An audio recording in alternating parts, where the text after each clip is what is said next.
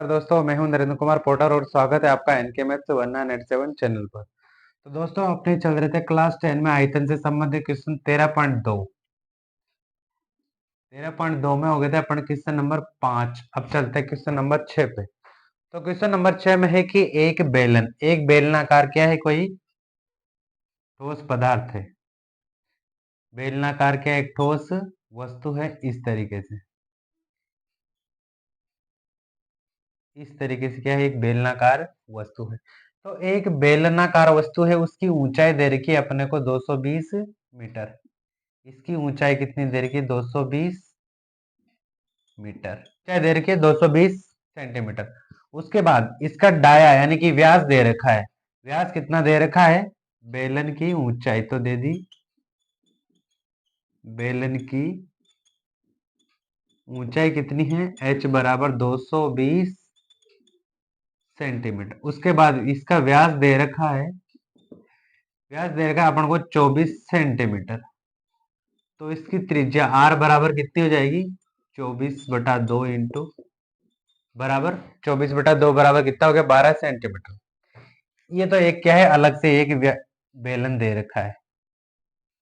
एक बेलन दे रखा है उसका, तो इस हिसाब से दे दिया। फिर उसके बाद एक और बेलन दे रखा है इसके ऊपर, जिस पर h यानी कि ऊंचाई 7 सेंटीमीटर और 8 सेंटीमीटर त्रिज्या वाला 8 सेंटीमीटर त्रिज्या वाला एक बेलन आरोपित है। यानी कि इसके ऊपर एक और बेलन आरोपित है। इसके ऊपर एक और बेलन क्या है? लगा हुआ है।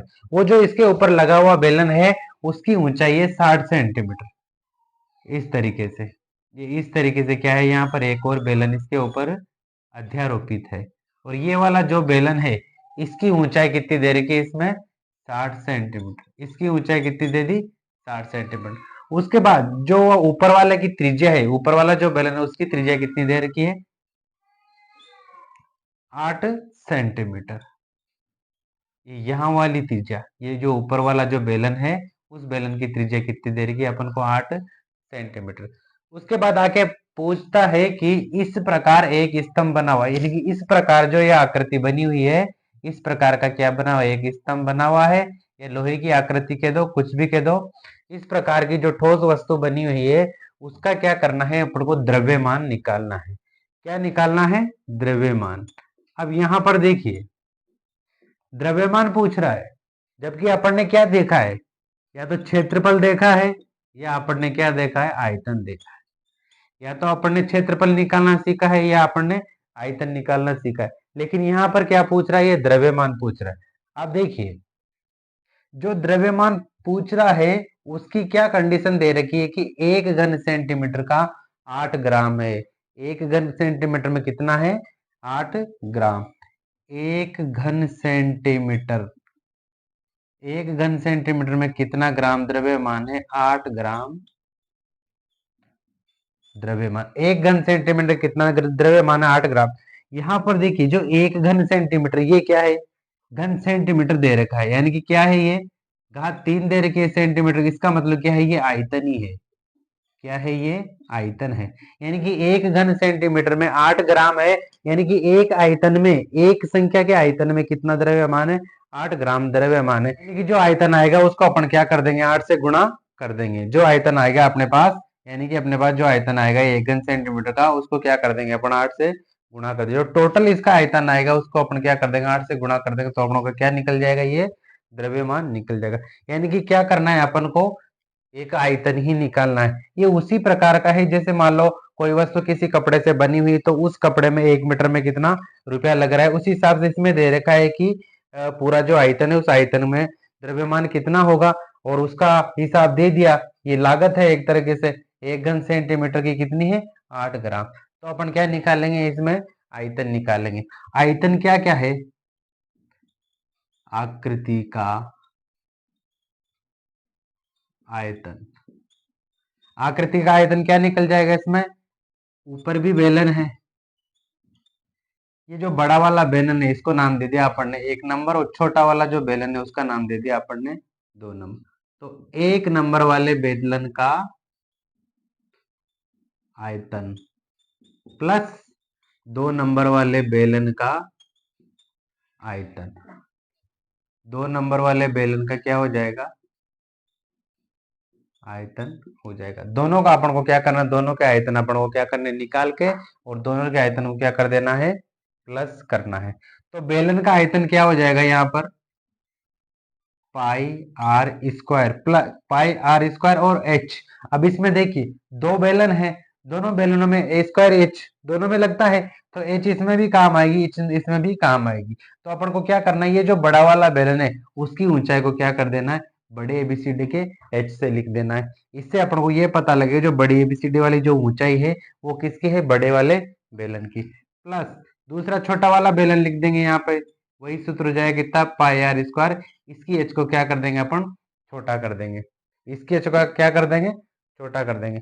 अब इसमें एक बात और ध्यान रखनी है, वो क्या है, जैसे मान लो जिस प्रकार से इसमें ऊंचाई दो है, एक ऊंचाई तो बड़े वाले की, एक ऊंचाई क्या है, छोटे वाले की। एक तो क्या है अपने पास बड़ा वाला एच है, एक क्या है अपने पास छोटा वाला एच है।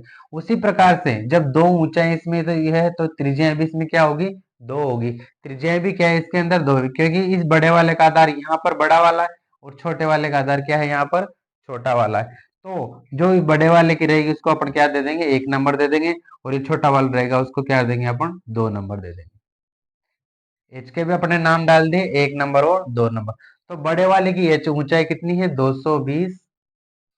220 सेंटीमीटर, और छोटे वाले की ऊंचाई कितनी है अपने पास, 60 सेंटीमीटर। एक चीज ध्यान रखना कि इसकी जो त्रिज्या है, बड़े वाले की त्रिज्या R1 वो अपन को दे रखा है, इसका व्यास दे रखा है, और त्रिज्या होगी इसकी 12 सेंटीमीटर। इसकी त्रिज्या कितनी हो जाएगी, 12 सेंटीमीटर। उसी प्रकार से R2 कितनी हो जाएगी, जो बड़े छोटे ऊपर है इसके ऊपर छोटा वाला, उसकी त्रिज्या इसमें डायरेक्ट दे रखी है 8। यहाँ पर क्या था, व्यास दे रखा था, यहाँ क्या दे रखा था, त्रिज्या दे रखी। तो इसकी तो त्रिज्या कितनी हो जाएगी अपने पास, 8 सेंटीमीटर। अब इनके क्या कर देंगे अपन, मान डाल देंगे। पहले यहाँ पर क्या कर सकते हो आप, अपन क्या कर सकते हैं, इसमें कॉमन भी ले सकते हैं। कॉमन कैसे ले सकते हैं, देखिए पहले तो क्या कर दिया, पाई कॉमन ले लिया, पाई से पाई कट जाएगा, क्या बच जाएगा यहाँ, R1 स्क्वायर और H1 स्क्वायर, प्लस इधर पाई से पाई कट जाएगा, तो ये क्या है, R2 वाला है, R2 का स्क्वायर और फिर H2। इधर वाली जो बची वो बड़े वाले की है, इधर वाली जो बची वो छोटे वाले बेलन की है। अब यहाँ पर देखिए पाई का मान कितना डालना है, इसमें 3.14 डालना है। पाई का मान कितना डाल दिया, 3.14 कोष्टक। उसके बाद R1 कितनी है यहाँ पर, 12, 12 दो बार है तो 12 इंटू 12 कर दो, फिर गुणित, फिर H1 कितनी है यहाँ पर, 220, H1 कितनी आएगी, 220, प्लस इधर R2 का स्क्वायर आएगा, R2 कौन सी है, ये वाली, इसमें कितनी है, 8, 8 इंटू कितना हो जाएगा, 2 बार, और H इस वाले की H कितनी आ जाएगी यहाँ पर, 60, ये वाली संख्या आएगी। फिर आगे देखिए इधर 12 को 12 से गुणा कर देंगे, कितना हो जाता है, 144, 144, तो 12 को 12 से गुणा किया तब आ गया, और ये 144 को अब किससे गुणा करेंगे अपन, 220 से, कितना हो जाता है, जीरो उतार दो पहले, जीरो आ जाएगी। 22 को 4 से गुणा कर देंगे, कितना हो जाता है, 88 हो जाता है, और इसका अपन 8 लिख देंगे, हासिल कितना बच जाएगा, 8 बच जाएगा। फिर 22 को किससे गुणा करेंगे, 4 से, कितना हो जाता है, 88, 88 6 कितना हो जाता है अपने पास, 96, कितना हो गया, 96 यानी 96 हो गया। 96 का 6 लिखेंगे, हासिल कितना बच जाएगा अपने पास, 9 बच जाएगा। फिर 22 का 22 से को 1 से गुणा करके कितना हो गया, 22, और 22 और 9 कितना हो जाता है, 31। ये 31 अपने पास कितना आ जाएगा, यहाँ पर आ जाएगा, कितना हो गया, 31,680, 3.14 आगे डाल दो, 31,680, तो इस वाली संख्या का गुणित हो गया, प्लस अब इधर वाली संख्या को अपन क्या करना है, गुणा करना है। तो 8 को 8 से गुणा किया तब कितना हो गया, 64, 64, और 64 को किससे गुणा करेंगे अब, 60 से, यहाँ जीरो का जीरो आ जाएगा। 6 को 4 से गुणा कर देंगे, 24, हासिल का 2, 6 से 6 गुणा करेंगे, 36 हो जाता है, 36 में 2 जोड़ें कितना हो जाता है, 38 हो जाता है, कितना हो गया, 3,840। अब ये अंदर जो कोष्टक के अंदर है उनसे क्या होगा, तो अपन क्या कर देंगे, जोड़ देंगे, कितना हो जाता है, देखिए जीरो से जीरो जुड़ेगा, कितना हो गया, जीरो हो गया। इधर 8 से 4 जुड़ेगा, 12, हासिल का 1, 8 रे कितना हो जाएगा, 9, 9 से कितना हो जाएगा, 15, हासिल का 1, 4 नंबर पे 1 और 4 नंबर पे 3, कितना हो गया? 4, 4 1 हासिल का कितना हो गया? 5, कितना हो गया ये? 35,520। एक बार कंफर्म करके देख लेते हैं। ये देखिए 31,680 प्लस 3,840, जीरो का जीरो, 8 4 12 का 2 हासिल का 1, 14 और 1 15 हासिल का 1, 3 4 1 5 और 35,520, यही संख्या आ रही है। कितनी आ गई? 35,520। अब 35,520 को अपन किससे गुणा करेंगे? 3.14 से। 35,520 जो संख्या है उसको अपन किससे गुणा करेंगे? 3.14 से। तो कितना हो जाता है? 35,520 इंटू 3.14, 111,532.8। ये जब 3.14 और 35,520 को अपन गुणा कर देंगे तो अपने पास क्या आंसर आ जाएगा? 111,532.5। कितना आ जाएगा? 111,532.5। अब ये तो अपने पास क्या आ गया? इसका कुल आयतन आ गया। ये जो आकृति दे रखी इसका आयतन कितना आ गया? ये इतना आयतन आ गया घन सेंटीमीटर। घन सेंटीमीटर 111,532 पॉइंट क्या आ गया अपने पास? आयतन आ गया। लेकिन क्वेश्चन पूछ रहा है कि इसका द्रव्यमान कितना है? द्रव्यमान निकालना है। द्रव्यमान निकालना, और द्रव्यमान की जो कंडीशन क्या दे रखी है कि 1 घन सेंटीमीटर में कितना द्रव्यमान है? 8 द्रव्यमान है। यानी कि एक संख्या पर कितना है? ये 8 है। अब जो इतनी वाली संख्या है उसमें कितना ग्राम द्रव्यमान निकाल होगा? तो यहां आ जाएगा द्रव्यमान। द्रव्यमान किससे गुणा करना है? 111,532.8 को किससे गुणा करना है? अपन को 8 से गुणा करना है। कितना? 8 को 8 से गुणा करते कितना हो जाए? 64 हासिल का 6, 8 2 16, 8 6 कितना हो जाता है? 22 हासिल का 2, 8 से 24 अब 2 कितना हो जाता है? 26 हासिल का 2, फिर 8 5 40 अब 2 कितना हो जाता है? 42 हासिल का 4, और 8 4 कितना हो जाता है? 12 हासिल का 1, फिर 8 को 1 से गुणा करेंगे, 8 रे कितना हो जाता है? 9, लास्ट में क्या बच जाएगा? 8। पीछे कितनी संख्या छोड़ के पॉइंट है? एक संख्या छोड़ के पॉइंट है। एक बार फिर रिपीट करते हैं इसको। एक बेलन का आयतन दे रखा है इस प्रकार से। बेलन आयतन दे जिसकी ऊंचाई कितनी? 220, और इसकी व्यास कितना दे रखा है? 24 सेंटीमीटर। व्यास कितना दे रखा है? 24 सेंटीमीटर। तो त्रिज्या कितनी होगी अपने पास? 12 सेंटीमीटर। इसी के ऊपर एक छोटा बेलन आरोपित कर रखा है जिसकी ऊंचाई, त्रिज्या कितनी? ऊंचाई है 60 मीटर, त्रिज्या कितनी अपने पास? 8 सेंटीमीटर। इनका क्या करना है? द्रव्यमान निकालना है। और एक घन सेंटीमीटर, एक आयतन का द्रव्यमान कितना है? 8 ग्राम। तो टोटल आकृति का द्रव्यमान कितना हो जाएगा? अपन क्या करेंगे? इसका आयतन निकालेंगे बेलन का, और छोटे वाले का भी क्या कर देंगे? आयतन निकालेंगे। दोनों के आयतन को अपन क्या कर देंगे? जोड़ देंगे। उसमें फिर अपन एक जो जितना आयतन आएगा उसको किससे गुणा कर दिया अपन ने?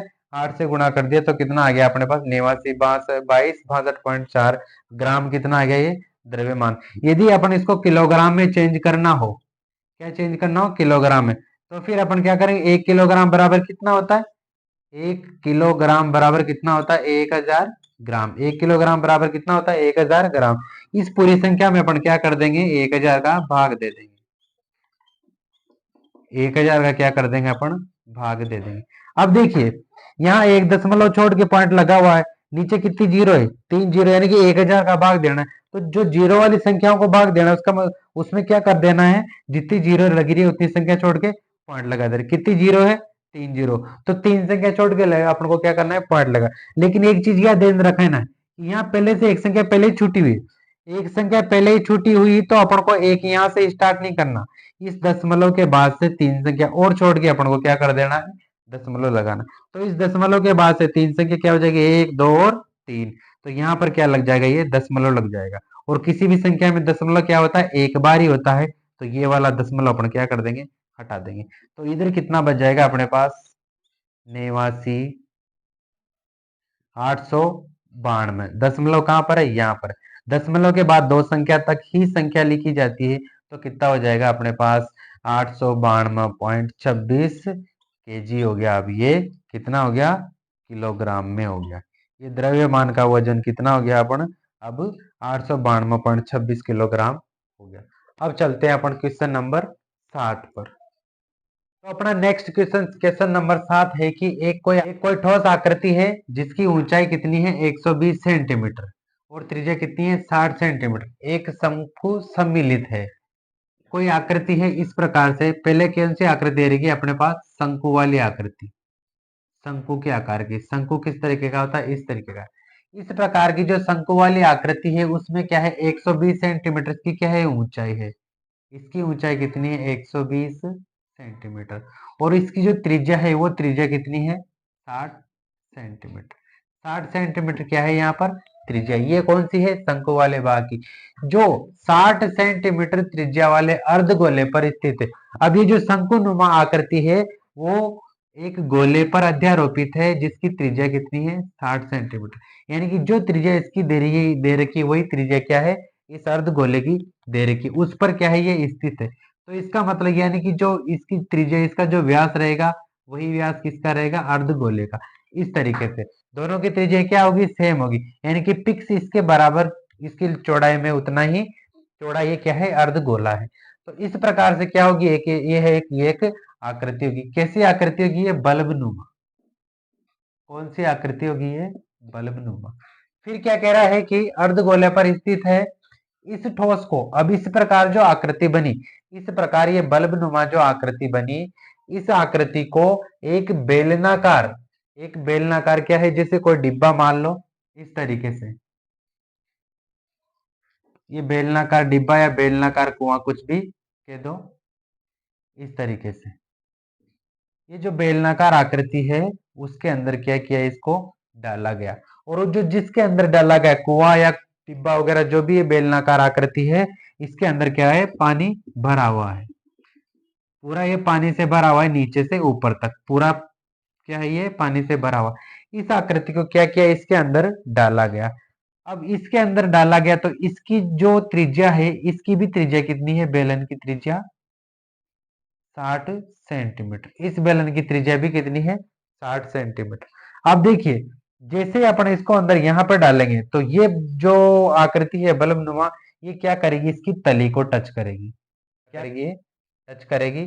यहाँ पर ये नीचे वाला अर्धगोला आ गया और ये शंकुनुमा भाग तक कहाँ आ गया ये यहाँ पर आ गया।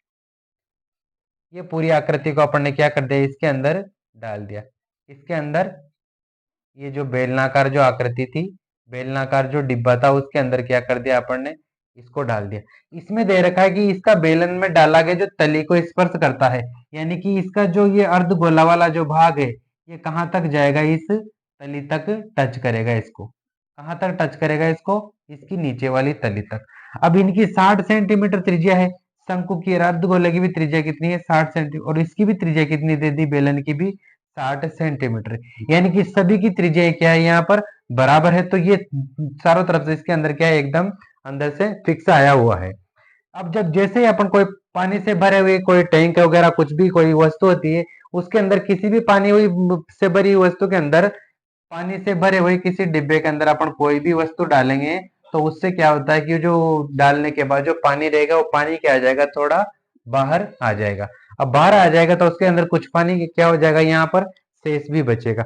अब जैसे ही इसके अंदर डाला गया तो यहाँ पर जो खाली स्थान है इन दोनों साइडों में, इधर भी है इधर भी इधर भी, यहाँ पर क्या है पानी बचा हुआ है। तो क्वेश्चन पूछ रहा है कि शेष बचे पानी का आयतन ज्ञात कीजिए। शेष बचे पानी का अपन को क्या करना है आयतन ज्ञात करना है।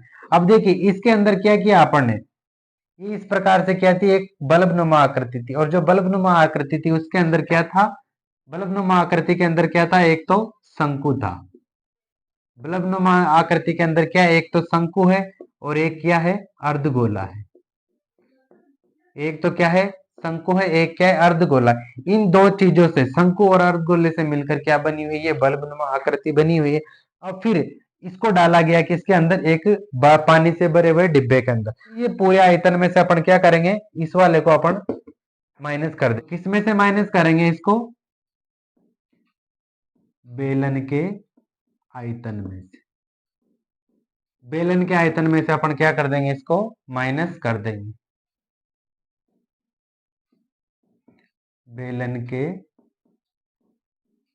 आयतन, जो शेष पानी का जो आयतन आएगा वो आयतन कैसे निकलेगा अपन का, ये जो पूरा इस बर्तन वाले का पानी का जो आयतन है इसका अपन आयतन निकाल लेंगे और उसके अंदर अपन ने क्या डाला था इन दोनों को मिला के डाला था शंकु प्लस अर्धगोले को, इन दोनों को मिला के डाला था, इस वजह से क्या हुआ था, पानी बाहर निकल चुका था। अब जहां जहां ये टॉस डला वहां तो क्या है, पानी है ही नहीं, इस वजह से इसका अपन क्या करना है, इतना ही अपन को क्या करना पड़ेगा, माइनस करना पड़ेगा। और जितना माइनस करना पड़ेगा उतना है क्या है यहाँ पर जो बचेगा वो क्या है, इसके अंदर शेष पानी आ जाएगा। तो क्या करेंगे अपन, पहले तो बेलन का आयतन डालेंगे, फिर शंकु का डालेंगे, फिर अर्धगोले का डालेंगे। अब देखिए बेलन का आयतन डाल देंगे पहले तो, बेलन का आयतन का सूत्र क्या हो जाता है यहाँ पर, पाई आर स्क्वायर और h, pi are square h, सबसे बड़ा बेलन है यहाँ पर, तो बेलन की ऊंचाई को अपन क्या कर देंगे, बड़ी एच से लिख देंगे। उसके बाद है माइनस, माइनस का निशान लग जाए। उसके बाद है फिर शंकु, शंकु का आयतन कितना होता है, 1/3 पाई आर स्क्वायर। अब इसकी एच में क्या है, फर्क है, इसकी एच क्या है, दूसरी अलग है, छोटी है, तो इसकी एच को अपन क्या कर देंगे, छोटे से लिख देंगे। उसके बाद अर्धगोले का आएगा, अर्धगोले का आयतन कितना हो जाता है यहाँ पर, 2/3 पाई आर और क्यूब, पाई आर की घात 3। इस प्रकार से आकृति होगी। तो बेलन का तो आ गया सूत्र पाई आर स्क्वायर एच, शंकु का गया 1/3 पाई आर स्क्वायर एच, और अर्धगोले का कितना आ गया यहाँ पर, 2/3 पाई आर। देखिए यहाँ पर देखिए कुछ संख्या अपन क्या कर लेंगे, कॉमन ले लेंगे, पाई इसके अंदर भी और इसके अंदर भी, यहाँ पर भी पाई अपन ने क्या कर दिया, कॉमन ले दिया। उसके बाद आर, अब देखिए सभी की त्रिज्या कितनी है, 60 सेंटीमीटर है, शंकु की भी यही है, बेलन की भी यही है, और अर्धगोले की त्रिज्या भी कितनी है, 60 सेंटीमीटर। तो 60 सेंटीमीटर त्रिज्या को भी अपन क्या कर सकते हैं, कॉमन ले सकते हैं। और सभी के साथ क्या लगा हुआ है, आर स्क्वायर, इसके अंदर आर स्क्वायर, इसके अंदर यहाँ पर क्या है, आर क्यूब है, यानी कि है तो बड़ी, इसके अंदर छोटी संख्या आ सकती है, मतलब आर स्क्वायर को अपन क्या कर सकते हैं, कॉमन ले सकते हैं। उसके बाद कोष्टक लगा दिया, कॉमन निकल गया। अब इसका क्या कर देंगे अपन, इसमें भाग देंगे। तो सबसे पहले पाई आर स्क्वायर एच में किसका भाग देंगे अपन, पाई आर का, पाई आर स्क्वायर एच में किसका भाग देंगे अपन, पाई आर स्क्वायर का। इस पाई आर स्क्वायर से पाई स्क्वायर कट जाएगा, क्या बच जाएगा, बड़ा वाला एच बच जाएगा। फिर क्या निशान है, माइनस का निशान है। 1/3 संख्या आएगी सही, क्योंकि भाग देने में अपने पास 1/3 नहीं है। पाई आर स्क्वायर से पाई आर स्क्वायर बच जाएगा, क्या बच जाएगा यहाँ पर, एच बच जाएगा, प्लस इधर 2/3 भी आएगा, ऐसा कैसे, पाई आर स्क्वायर से पाई आर स्क्वायर कट जाएगा, पाई से पाई तो कट ही जाएगा, लेकिन आर स्क्वायर यहाँ 3 बार है, वहां क्या है, 2 बार है, तो 3 में से 2 माइनस जाएगा, कितना बच जाएगा, 1 आर बच जाएगा। इस तरीके से संख्या बच गई अपने पास। अब अपन क्या करेंगे, इनके मान डाल देंगे। तो पाई, पाई का मान कितना हो जाएगा यहाँ पर, 22/7। आर स्क्वायर है, त्रिज्या कितनी है, 60, तो 60 × 60। फिर एच, अब ये बड़ी वाली एच है, किसकी एच है, ये बेलन की, और बेलन की ऊंचाई कितनी दे रखी है यहाँ पर, यदि बेलन की त्रिज्या 60 सेंटीमीटर और ऊंचाई कितनी है यहाँ पर, 180 सेंटीमीटर, बेलन की ऊंचाई कितनी है यहाँ पर, 180 सेंटीमीटर, तो बड़ी वाली एच कितनी आ जाएगी, 180 सेंटीमीटर, माइनस, फिर माइनस है, उसके बाद क्या है, 1/3, 1/3 ऐसा कैसा आ जाएगा। अब ये छोटी वाली एच, ये एच किसकी है, इसकी, शंकु की, शंकु की एच कितनी आ जाएगी यहाँ पर, 120, प्लस 2/3, और 1 आर बचा हुआ है यहाँ पे, तो आर कितना आ जाएगा यहाँ पर, 60 सेंटीमीटर। इनको काट दो, देख 60 में 3 का भाग कितनी बार चला गया, 20 बार। इधर कितनी बार चला गया, 40 बार। इधर यहाँ की संख्या बाकी ऐसे कैसे, कितना बच जाता है अपने पास, 22/7 इंटू 60 को 60 से गुणा कर देंगे, कितना हो जाता है, 3600। फिर कोष्टक के अंदर है अभी, कितना बच गया, 180, फिर माइनस कितना आ जाएगा, 40, प्लस इधर 20 को 2 से गुणा कर देंगे, अपना कितना हो जाएगा यहाँ पर, 40। एक चीज ध्यान रखिए इसमें, यहाँ पर देखिए ये जो शंकु और अर्धगोले का आयतन था, ये क्या है, यहाँ पर कोष्टक के अंदर है, यहाँ पर क्या है, ये कोष्टक के अंदर है, इधर क्या है, ये कोष्टक के अंदर। अब देखिए अपन इस कोष्टक को जब बाहर निकालेंगे तो फिर ये माइनस वाला साइन अपन क्या करना पड़ेगा, इस अंदर वाली संख्याओं से क्या करना पड़ेगा, गुणा करना पड़ेगा। जैसे अपन ने बाहर निकाला, माइनस का प्लस इससे गुणा हुआ कितना हो जाएगा, यहाँ माइनस हो जाएगा, और ये माइनस वाला इसके प्लस से गुणा हो जाएगा, यहाँ भी क्या हो जाएगा, ये माइनस हो जाएगा, यानी कि दोनों संख्याएं क्या हो जाएगी, माइनस की हो जाएगी। अब आगे देखिए, इधर 180 में से क्या माइनस करना है, माइनस के दोनों, माइनस का 40 और माइनस का 40 दोनों को जोड़ दो, पहले कितना हो जाता है, माइनस का 80, और किस में से गुणा माइनस करेंगे, प्लस के 180 में से, कितना बच जाएगा यहाँ पर, 100 बच जाएगा। इधर संख्या कितनी है, 22 10/7 3600 और इधर कितना बच गया 100 को किससे गुणा कर देंगे अपन बार इससे गुणा कर देंगे आगे। अब 22 को किससे गुणा करेंगे अपन 3600 से फिर उस संख्या को किससे गुणा करेंगे 100 से ना हो जाता है 6 2 12 हासिल का 1 6 2 12 1 13 फिर 3 को गुणा कर देंगे कितना हो जाएगा 66 कितना हो गया 2 9 और 7 कितना हो जाता है 792 कितनी जीरो लग जाएगी 2 और 4 2 3 और 4 इस तरीके से इतनी संख्या होगी। अब इसमें क्या करेंगे अपन अपन 7 का भाग दे देंगे। अब देखिए यहाँ इतनी जो संख्या है इनको ये तो किस में आ गई अपने पास सेंटीमीटर में आ गई लेकिन जो आंसर है वो किस में आ रहा है अपना मीटर में आ रहा है किस में आ रहा है मीटर क्यूब में आ रहा है किस में आ रहा है मीटर क्यूब में। अब देखिए 1 सेंटीमीटर का अपन जब मीटर एक माना कि 100 सेंटीमीटर है 100 सेंटीमीटर का यदि अपन मीटर में बनाएंगे इसको तो 1 सेंटीमीटर में 1 मीटर में कितना होता है 100 सेंटीमीटर 1 मीटर बराबर कितना होता है 100 सेंटीमीटर यानी कि सेंटीमीटर वाली संख्या को अपन को मीटर में चेंज करना हो किसका भाग देंगे अपन 100 का भाग देंगे। लेकिन यहाँ पर क्या है घन मीटर यानी कि 100 कितनी बार आएगा फिर 3 बार आएगा 3 बार यदि अपन इन संख्याओं का इसमें भाग दे देंगे तो वो कितना आ जाएगा अपना इतनी बार क्या आ जाएगा घन सेंटीमीटर आ जाएगा। तो 3 बार अपन क्या करेंगे 100 से भाग दे देंगे इस संख्या के अंदर 3 बार अपन क्या कर देंगे 100 से भाग दे देंगे 100 100।